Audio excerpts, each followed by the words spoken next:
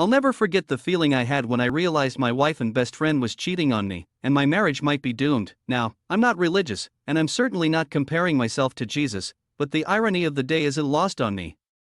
The death of my marriage started on Good Friday, a day associated with mourning. The Bible says that Good Friday was the day Jesus was crucified and killed. My understanding is that his followers had lost hope and mourned the end of his life. Little did they know at the time that he would soon be resurrected, and a new, more joyful life lay ahead for them. Little did I know, on this day, that I was about to enter a very dark period and come out with a more joyful life than before.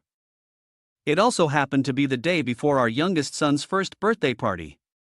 A one-year celebration of the moment I sat in the hospital room with her through a delivery that was scary and forced us to make some quick decisions with the doctor. We held hands and told each other how much we loved each other through tears. I saw her consumed with a fearful look I've never seen before.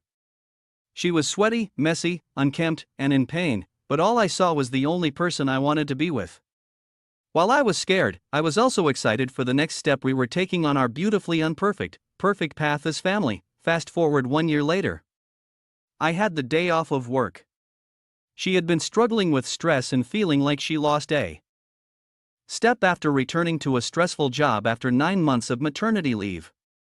I thought it would be a nice gesture to take the kids out of town to my parents' house, where we were hosting the party. She could get a full night of sleep in our bed, without waking up for one of the kids for the first time in over 2 years. On this day, she went out to lunch with coworkers, like she did every Friday. They took pictures that day and she sent some to me. I could tell she was having a great time.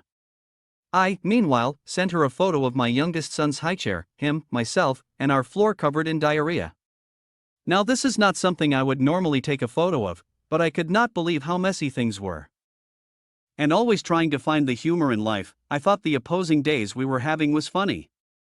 Skip ahead if you don't want details. He got sick at breakfast and his diaper somehow got moved to the side. It all flowed like a waterfall down the nooks of the highchair, all over the dining room floor. I had to keep our very curious dog and our toddler away from what looked to them like the most interesting finger painting project ever. As I got out handfuls of garbage bags, old towels, and disinfectant, it felt like a scene in a mob movie where they have to clean up a messy murder. It was stressful, but I found the humor in it and sent my wife a photo to show her how bad things can get and, let's be honest, earn some brownie points for taking one for the team that day. Later that day, I went to Costco near my parents' house to grab some food for dinner and items for the birthday party the next day. I called my wife to see if there was anything else she could think of that I should grab. She said she was on her way home from work and just stopped at Old Navy to return clothes. I knew something was off. She had a tone to her voice that was familiar. One where she's out with people. I've never been jealous. I was always confident in our commitment to each other, and the fact that we had our social circles. I never thought twice when she went to bars, Vegas, or lunch with male coworkers, so I asked her, "Who are you out with?" When she said, "Nobody," I knew she was lying. I didn't feel a pit in my stomach yet, but I knew something was up. So, I looked up her location because we had a shared Find My iPhone account and saw that she was actually at a bar we'd been to many times. Okay, I thought. Maybe she's meeting up with somebody and planning some sort of surprise for me. I mean, technically, I wasn't wrong. I checked in periodically through the night to see where she was going, and she did go to Old Navy, eventually. I called her about an hour later when I was making some instant Kraft macaroni cheese, because there was a weird texture in the bowl and, apparently, I forgot Google existed in that moment. And I probably wanted to check in for more clues. She told me the texture was normal and it even says so on the container. She was right. She also sounded mildly annoyed. I found out later that he was in the car with her on speakerphone. For the sake of not identifying anyone, let's call him Donald. Why? Because, unlike me, he's very political and makes it a big part of his life. I'm pretty middle of the road. He can't stand anyone conservative, but especially Donald Trump. So, while I'm not a Trump fan myself, it feels very fitting to call him Donald going forward. Like I said, she seemed annoyed. She later told me she was annoyed because, as she would later tell Donald, she felt as if I was ruining her night off. She also told him she felt as if she had 3 children, our 2 kids and me. Now, from this point, I'm going to write from my perspective on this night, not what really happened. In a future post, I'll fill in the facts to make sense of it all. As I put the boys to bed, I could see that she was at the train station. Okay, her girlfriend she was probably meeting up with to plan my birthday surprise must be riding the train back to somewhere. I knew that didn't sound logical, but I couldn't think of a reason why she would be there. A couple months before, she went on a work trip a couple hours out of town for the week and stayed at a hotel with her entire office. Before the trip, she was really mean and cold to me. She had returned to work at the beginning of January, and the return was really hard on her. She felt stressed.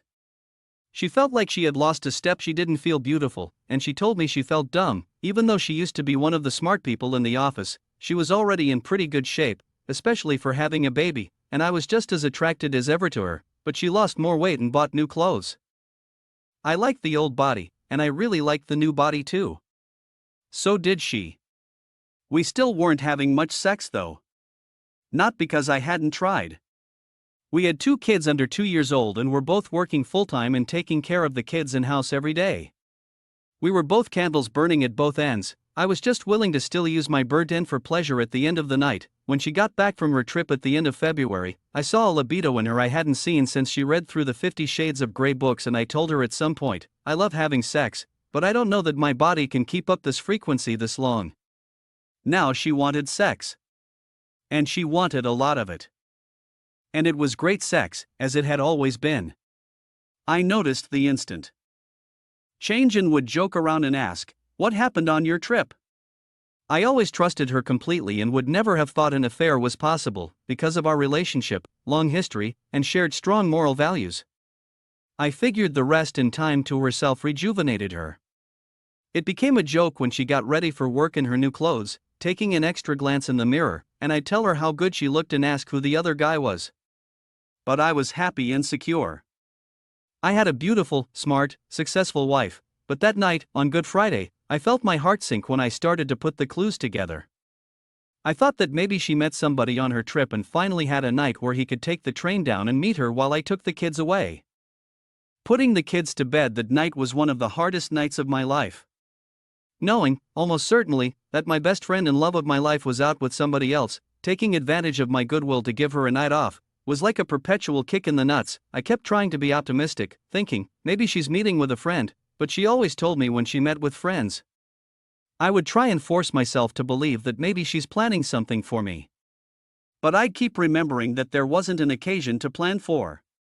And my actions of constantly checking her location didn't match with the feelings of trust one was trying to force myself to have. Later, she called me from the mall, and we talked, while I watched her phone move on the map from a different train station, which happened to be on the same block as her office. Miles from the mall, inching up the freeway toward our neighborhood. Did she go back to her office and fulfill some fantasy? Was she at the other train station? Both. We chatted for a few minutes, then hung up, and I tried to fall asleep while I desperately searched our banking app for a charge to Taco Bell, since that's where she told me she stopped for dinner. I checked every social media app for photos others had taken and posted at the bar I saw on her phone's location. And both train stations that night to see if she appeared in the background of any. Both searches turned up cold. I went to bed trying to fall asleep, but wondering what was about to happen to my marriage, my wife, my kids, and my future. I couldn't tell my parents yet. I didn't know anything concrete, and I didn't want them to give away clues to her the next day that I knew something. I was married, but started feeling more alone than ever.